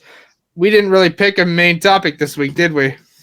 No. It was kind of Wukong. We talked about that for a minute. That's what I was thinking. Like we can probably go to our questions now. I mean, all right. Folks at home, pick whatever the small stories we talked about and pick your favorite. That's our main topic for the episode. Hey. Let's get to these questions. I'm surprised we got quite a few here. Yeah, I was surprised too, given the short time. All right, let's go. Skittles asks. That's right, Skittles. Yes, Whatever. that is right. Is Skittles? Yes. Which of the games you have pre-ordered for the fall that you're most excited for? It's a good question. Okay, so I'm going to take this question at its logical endpoint because they were asking me what games I had pre-ordered, like I was getting for the rest of the year. I have only pre-ordered one of them. However, I'm going to take this question to its logical endpoint and answer it the way that I'm expecting them to want it to answer. And my answer is Dragon Age and Assassin's Creed. They're both tied. Okay. I have not pre-ordered. I haven't pre-ordered that much this year. Same. I'm usually not in the pre-order crowd unless there's something really enticing for it. But I usually am. But I think the only thing I really have pre-ordered right now is Outlaws. Star Wars. Yeah, you have Star Wars pre-ordered. Course, and the reason I know you have Star Wars pre-ordered is because the fucking PlayStation Network snitches on your ass. It literally, when your friends digitally pre-order a game and you pre-order the same one, it'll tell you like so-and-so owns this game or yada yada. Or the other day, and I can say this because they've like the embargo is out there. But like for example, I know that Greg Miller is playing Outlaws right now because he's reviewing it. So well, it's a good thing I didn't buy all those porn games on PS4. Hey Delvin, I would never see that because I don't buy those games. So you're safe there, buddy. I was wondering if they would do the opposite too. We're like, hey, look, your friend bought this cool game. Don't you want to be like your friend? Don't you don't want to miss out, do you? PlayStation does sort of do that, but not in the way that Steam will straight up snitch on your ass for playing one of those games.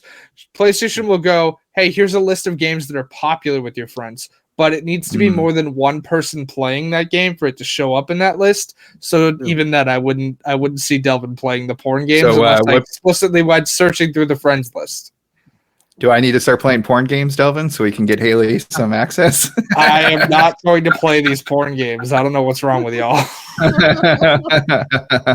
Like, y'all can have your porn. I'm just not interested in playing the porn games. This one comes with a free towel. Gross. No. I was thinking, I did pre-order some games. I pre-ordered Lolly Shop Pop Chainsaw. I pre-ordered Clock Tower. Okay. I pre-ordered a few games, but they're all the physical versions of the games. Well, yeah, I knew you were gonna get a limited. So when you pre-ordered Lollipop, did you buy the one that comes with the statue or just the regular game? No, I actually got it off of PlayAsia. Okay, so the same place Donnie got his. Okay. Because PlayAsia had a deal where you buy two get one free, and it was on pre-orders. Yep. Oh, so I am pre-ordering Dead Rising Deluxe Remaster and Lollipop on Thursday when I get paid. Oh, actually, I don't think I've mentioned this. Hey, guess who doesn't get paid on a regular time anymore? Hayley. Oh, what happened? Oh, so we switched payroll systems, and the past 2 pay periods, I have not gotten paid on time. Yeah, I would not tolerate that. I would not be working anymore if I'm not getting paid. Oh, I got paid on the day I was supposed to get paid. But as I've mentioned before, my normal time for deposit is 3:31 a.m. That's when I normally get paid. The first pay period on the new payroll system, I didn't get paid till 5:30 in the afternoon. But that there was a banking issue that day. Can't really fault that one. Last pay check, I didn't get paid till like noon. And I had to email my boss, and he was like, it should be there soon. And I was like, oh boy. So I guess this is just a thing now where we just get paid whenever they hit the button and not automated like we're supposed to. So this is what you do, Hayley. Uh-huh. Whenever the next place you go to that you have to inventory, just take a whole bunch of stuff. Say, this is my pay for now until I get my goddamn money. Walking out with a bunch of Nikes or whatever. Nah, I set up a swap meet. I would like to keep my job and not go to jail. Yeah, these fell off the truck. Yeah. Yeah, I don't have anything pre-ordered at the moment. Okay, well, I am excited. I am out? excited though for Star Wars Outlaws. I think that's the big one right there. And Warhammer, was it 40K Space Marines 2? Yeah, I don't know if that's coming out this year, but I've been seeing a lot of September 9th. Yeah, so it is. Okay, I have never played a Warhammer game, but Neither have I. on the Who Would Win show, they've had a couple of these characters in their nerdy match fights, and That's cool. I've been intrigued by them. I think this might be my first dive into it. I'm still a little bit on the fence, but I was reading how they're using the World War Z swarm mode to increase the number of enemies that are on the screen, and it looks like beautiful, chaotic, violent fun. Don't get pulled into the propaganda of Warhammer 40K is all I have to say. You know me, as soon as I start playing in a new game, I'm like, oh, this is my new religion. I can't. You see, it's funny. You think that's a joke, but I'm literally telling you there have been people, and I've known them personally, who were normal, rational people who played 40K once, and we don't talk anymore. They're indoctrinated. They went hard down the alt-right pipeline through Warhammer. Oh. So, yeah. I don't even want to know. Never mind. No, we don't. Devin, we do not want to know. I don't think you want to know. No. It was a weird time. The next question, please. We're not gonna Exactly. Also, I am not saying no. Hold on. I do need to specify this because people take what I say a little too literally sometimes. This person did that. Do I think Snerts is going to do that? No. Am I going to make the joke anyways? Yes. Yes. I mean, look at me. I'm basically the fucking image of alt-right with this blonde Mayo face here. You're missing the blue eyes there, sir. You're missing the blue eyes. I have blue eyes. Good close. They don't show. They look brown through the camera. Yeah, through the camera they do. Yeah, it also depends, man. My eyes sometimes change. They can go to a more greenish tint or a bluish tint depending on what I'm wearing. But regardless, I will not be going down that terrible path. But I know there's several people in the Discord who are excited to play. It looks really neat. It does. Yeah. So we'll see.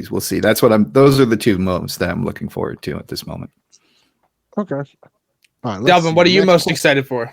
You never answered. Oh, I didn't. No, you just said what games you had pre-ordered, but you never said what you were actually most excited for. Star Wars and Dragon Age. Those are the ones. There you go. Okay. Sweet. I love Dragon Age. Oh, Indiana Jones. I almost forgot Indiana Jones.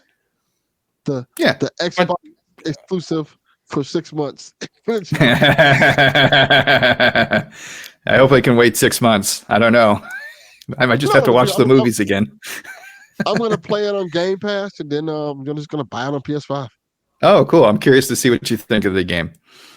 And I feel like they're going to probably have some kind of cool steelbook, some shit like that for PS5. I'm like, all right, that's cool. That punch does not look like it connects with the guy's face. Just saying. No, it does not. But that's true to the movies. Turbo Nick asks, what setting would you like to see in a new Far Cry game? That's a good ass question. They've done just about everything, haven't they? For Far Cry? Nah. I guess they've done a lot of islands and mountain towns. Let's set it in Kyoto. Okay. Cool. Sure. You know what? Dubai. Oh. Okay. That could be fun. I was thinking Australia. Somewhere in that giant continent. You can have a kangaroo as a sidekick. That's what I was thinking. Kangaroo with an AK? Absolutely. Yes.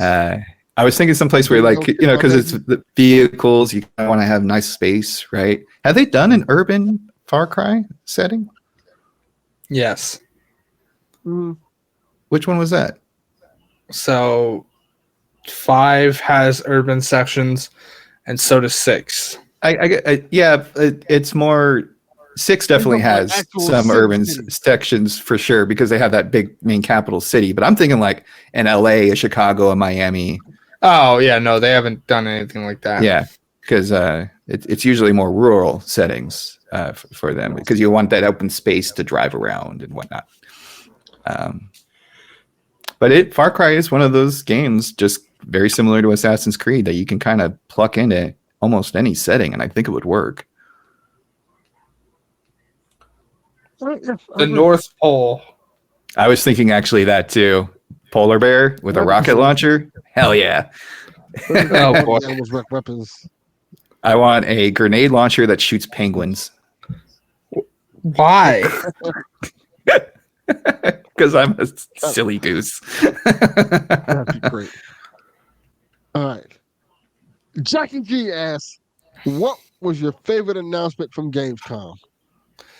Borderlands 4 and Dying Light the Beast. The ending. They're like, hey, Gamescom is over. Thank you for watching. All right, yeah, that's my favorite announcement. It's over. Good, we appreciate you. Neither of you two watched it. We know this. But what was your favorite I know. announcement? I mean, just Indiana Jones and Borderlands 4.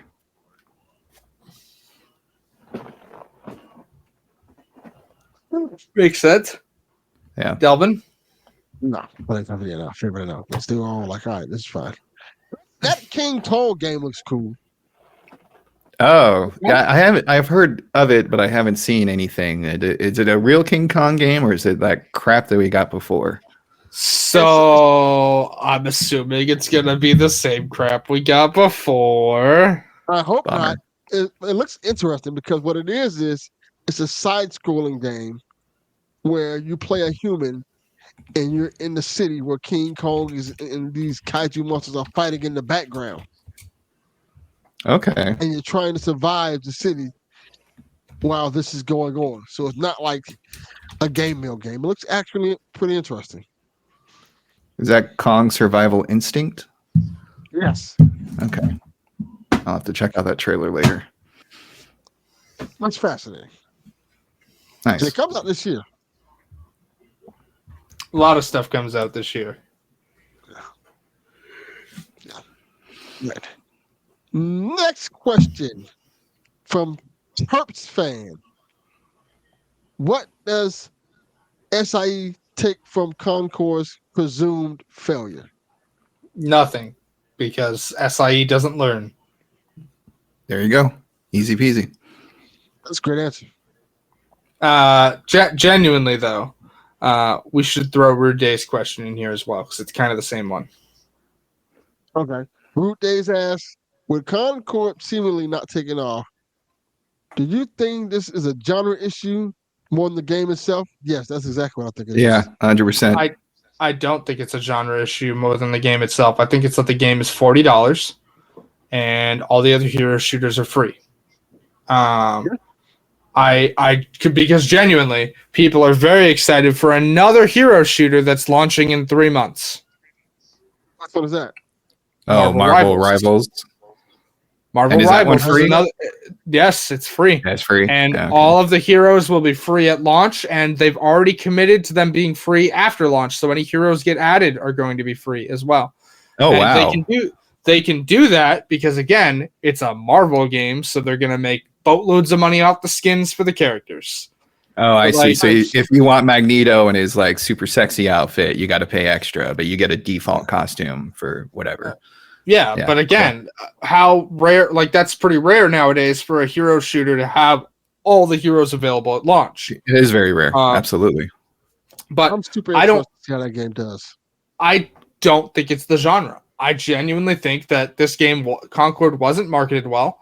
It's trying to do the Guardians of the Galaxy thing, which works for some people, but not for everyone. But also, like, I've barely seen any marketing for Concord. I'm not really into that type of game. Like, Marvel Rivals is cool. I'll try it for a bit, but I don't know that I'm going to stick with it. Right? Like, I don't think it's the genre because I know boatloads of people who are just so excited for Marvel Rivals to come out. Valorant just launched on console. That's another hero shooter. It's a different type of hero shooter because it's more of a, hey, you die once, you're out for the whole game, right? Mhm. Whereas Concord and stuff like that, it's got respawns, right? But those games have built an audience because they're free games and then they make their money other ways. This game is $40 up front, which isn't a bad thing to do for a game, but I think that's part of why it's struggling. It's $40. It's got the bizarre PlayStation Online requirements for Steam, so that already factors into a bunch of countries not being able to buy it alone, right? I genuinely think it's just the game, which sucks. But I've seen a bunch of like people that I follow on Twitter playing it on PlayStation this week and having a blast with it. I don't think it's the genre. I think it's the game not doing a very good job of marketing itself and its upfront cost. It's more like the approach to the genre than the genre itself. Probably is what you're getting at. Yeah. So speaking personally, I not really caring for hero shooters myself. I was hoping this would be like just a shooter action game with a campaign and a story of some kind, especially when they were talking about cinematics and whatnot. And then I just remember watching it. I forget the first time I saw it. I think it was one of the PlayStation events. And I was like, oh, this looks neat. Oh, I like the hot sauce bit. Okay, I can roll with this. And then as soon as it turned into a hero shooter, I was like, I'm good. Thanks, though. That was Summer Games Fest. Yeah, okay. There you go. And I do want to point out that another thing that I think this game has going against it is they've said that the story will play out over weekly drops, like weekly cutscene drops. Are those cutscenes going to repeat for anyone who picks up the game later? Oh, I see what you're saying. Yeah, who knows? I also thought that was a weird way to entice players. That was my thinking of it. Someone in a meeting was like, how do we keep people hooked in this genre, right? How do we keep people coming back every day? We'll do cutscenes. Everybody loves cutscenes. We'll do special cutscenes. People will want to watch the cutscenes. And I think that was just a swing and a miss. Yeah. Just make a single player game, please. You're going to have the hero shooter aspect on it, but just make a single player aspect of the game. I would buy all these games. They had a cool single player aspect to them. Call of Duty does a great job of that. Yes, they do. I still will pick up. I'm not up on the times of the Call of Duty games. I always wait for them to get like $20, but then I will go and play those campaigns, and I am always appreciative that those still exist. Yeah, Call of Duty campaign is like 4 hours, and I will buy a $70 game every time to play that campaign. Yeah, there you go. And some of those new campaigns, man, it is the level of detail and graphics that they put into those things is very amazing. Yeah, Call of Duty succeeds in this. This will be an interesting year for Call of Duty, given that it's on Game Pass, but it's definitely, Call of Duty succeeds in this, but Call of Duty is not really a hero shooter. If you get it's not. It is a different genre. It's a different genre, but it's the same concept to me in terms of like you trying to get people to come in and come and play this game that's multiplayer. Because Call of Duty is basically a multiplayer game. Because people don't really play the campaign like that, but you got to have something to pull single player people into the game, and that's the thing. I like a lot of these hero shooters are missing. Like people like me aren't really digging that because the characters look cool, the story looks cool. I have to play multiplayer for it. I don't want to do that. Yeah, I was kind of hoping for like a heist, like single player experience where you're going on all these missions to, do what thievery and other kind of like Guardians of the Galaxy like stuff, right? Anti-hero stuff, maybe. C'est la vie. Yeah. All right. Our next question is from Delvin Jr. He asks, what characters would you want to see for Marvel Rivals? Moon Knight's already got leaked, so I'm going Cyclops. His PR manager's going crazy, and we need more Cyclops content. I agree. So I have a question for Delvin Jr. Who's the PR manager for Cyclops? Because I did not he texted me this question to enter into the fucking doc. I do not know what he meant by Cyclops' PR manager is going crazy right now. Who? I think he was making a joke with the popularity of Cyclops given X-Men 97. And I think he was being facetious that there's a fictional PR manager named Charles Xavier. Right. Puerto Rican manager. Puerto Rican manager. Yeah, Puerto Rican manager. That's right. Cyclops, my friend. Also, a hero shooter with Cyclops. You think that would be a natural fit given his powers? Just gave him a gun. Yeah, Fortnite did just give him a gun. Who do I want for Marvel Rivals? Fucking give me Daisy Johnson or Kitty Pryde. Ooh, Nobody. that could be I'm not fun. playing that bullshit. Not playing it. I have no interest in Marvel Rivals. Okay, but you can still name a Marvel hero that you would like to be in the game, sir. You know Marvel heroes. Squirrel Girl. There you go. There you go. NFL Super Pro. Goddamn right. Yeah, Snerts, really? Yes. Delvin knows where I pulled that deep cut from. Yes. But NFL Super Pro, the legend.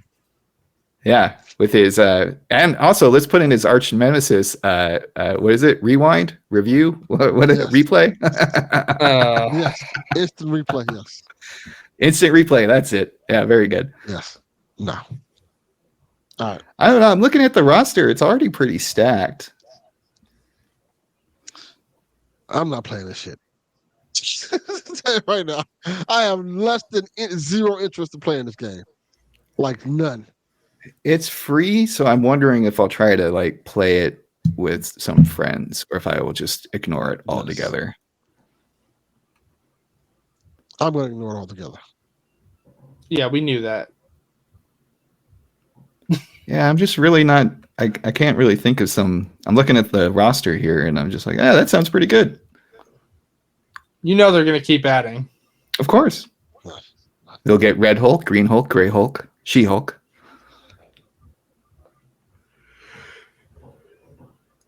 No. Human Torch Meg sounds the fun. Stallion. Megala What? Stallion. Yes. Because the She-Hulk TV show, she is canon. She's canon. There you go. Her special power is twerking, and she just wipes the floor with everybody. My favorite part about that entire thing is all the people getting mad about She-Hulk, and I'm just like, that's like the most accurate comic book adaptation I love that series. It was great. I mean, the way she was hooking up with Daredevil and then made him do the walk of shame, fabulous, amazing. No, not even just that. I just genuinely, people are upset that like she does this, this, and this, and I'm like, have you never read a Jennifer Walters comic book? Like, what are you fucking doing? The whole fourth wall breaking with the Kevin Feige AI machine or whatever, that was brilliant. Great. I appreciate that people are so mad at that Meg the Stallion scene, which was literally an extra credit scene in the show. Yeah. Yeah, but it gets up there all the time. About it. Like, that wasn't even in the show. It was just an after credit scene, a funny after credit scene. It's the same as like people getting upset at the after credits scene for, what is it, Spider-Man Homecoming. Where it's literally Captain America pulling up a chair. Which is another great after credit scene. It is, yes. People were so mad though. They were literally so mad because they waited for the after credit scene. It's just Captain America giving them a fucking shit talk for getting detention. People will get mad no matter what happens. It just seems like we live in this era that the first thing people want to do when they have a new property out for something that's popular is to find a way to shit on it and make it part of their identity. Also, genuinely still fuck you to Delvin Jr. for spoiling Deadpool for me. Delvin Jr. spoiling it again. No, he only spoiled it the once, but, then, Twitter did the rest, so. Oh, yeah, I'm so glad I saw that opening weekend because day 3, it was all out there. Not even day 3, the next day, Marvel was out there tweeting shit. I'm like, what are you fucking doing? Yeah, now they have like all their like, oh, this is scenes. Yeah, I mean, also, now they're like, here's our official review or reveal of a spoiler in the movie. The fact that an actor this week had to come out and go, hey, my accent in that movie was deliberately unintelligible. Yeah, speaks that's the joke. For the state. I know it is, but that speaks wonders for the state of media literacy that he had to come out and clarify that was totally intentional. Like, that does not bode well, my friend. This is a joke. Yeah. Oh. All right, next question. Next question from Miss Fio. That's how you said it? Yes. Great name. Love it. Yeah. She asked, infinite money, what game franchise, game company, and or fast food item would you want to bring back? Sub question: what's your favorite Marvel vs. Capcom? So for reference, the Marvel vs. Capcom thing is like dream collaboration, so it doesn't have to be Marvel vs. Capcom. That's why it's in brackets included. But she asked the two questions there. The first one being, if you had infinite money, like what game studio or whatnot would you bring back?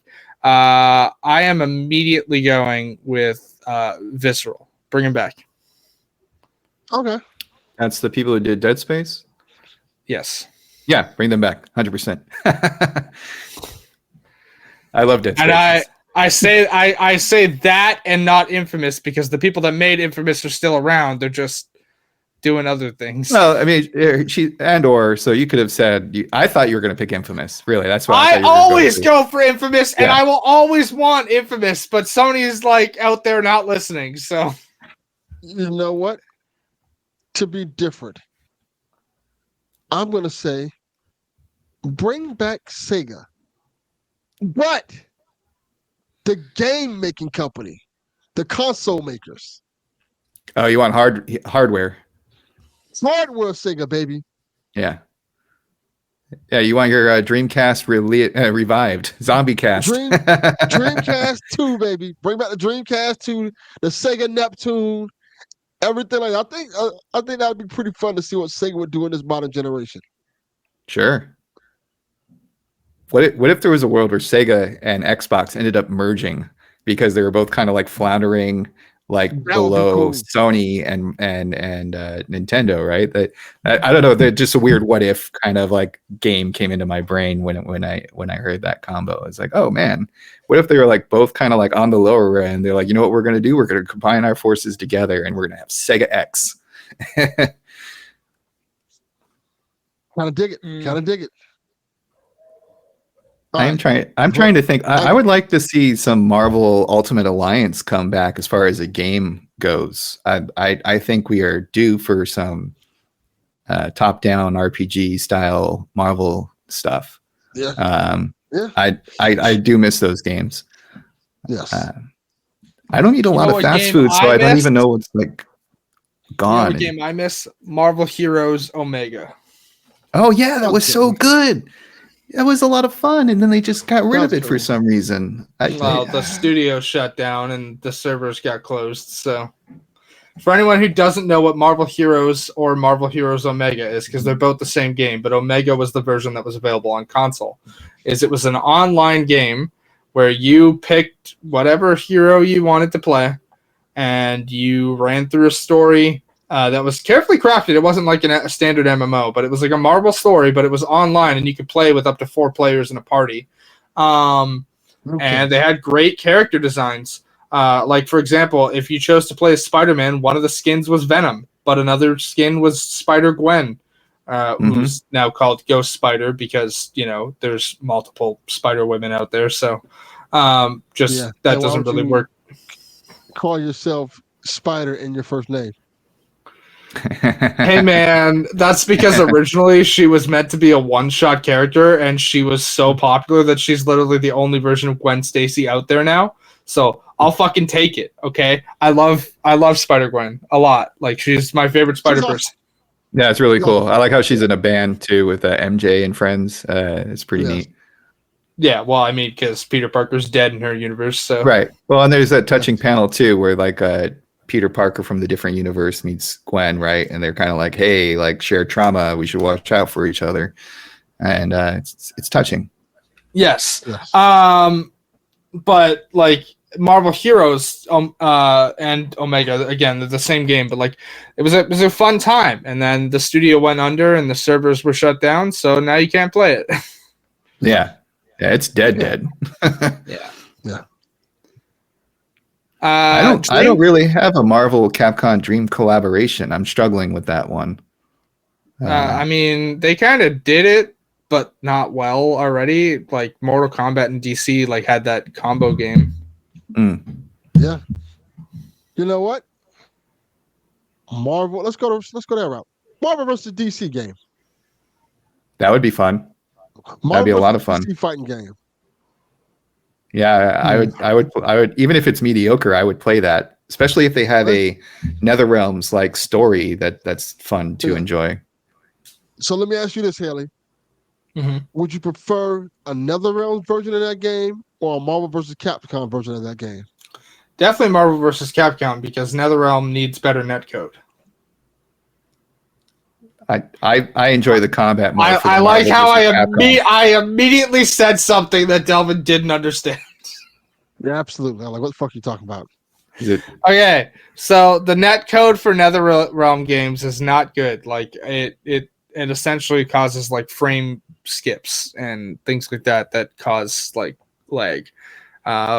It doesn't matter on your internet connection either. Like essentially, like hits don't register sometimes because of the netcode. So that's not important for a fighting game. That's a gameplay feature for Mortal Kombat. That's a gameplay feature. This is just Mortal Kombat. It's a feature, not a bug. Yes. I would rather like Capcom do Marvel versus DC if we're doing like Now, would we want the 2v2 or 1v1? Either. I mean, you can do that in Mortal Kombat as well. Like it's just a tag team match. I think 2v2 would be fun. Yeah. Batman and Robin versus Daredevil and Elektra. Yes. That's an instant floor wipe. Elektra picks him up. Yes, instantly. Doesn't matter how much prep you give Bruce, he's dead. Like next snap, nothing. Yeah, but that's why those fighting games are fun, is because they don't make sense. You know, the Injustice games, you have everybody fighting Superman, even though like reality, you would just wipe the floor with most people. Except Batman, because Batman somehow found a way to beat him. Oh my god, don't get me started on that shit. But also, I do want to point it out that it's so funny to always see Superman be afraid of Plastic Man. It's so fucking funny. Yeah. It's like, dude, don't engage Plastic Man. Don't engage Plastic Man. Anybody who doesn't understand, Plastic Man is one of the most terrifying creatures that DC has. Like, and I say creature. I say creature literally. He's one of the most powerful DC comic characters ever. And the best part is that like, if he were a villain, they would have no way to stop him at all. Yeah. He's just a wild individual. Like, he can't be stopped. Yes, I agree. All right. We have a final statement from Matthew Dawson. And he asked, not a question, but I'm requesting a moment of silence for the now canceled Crash / Spyro crossover game.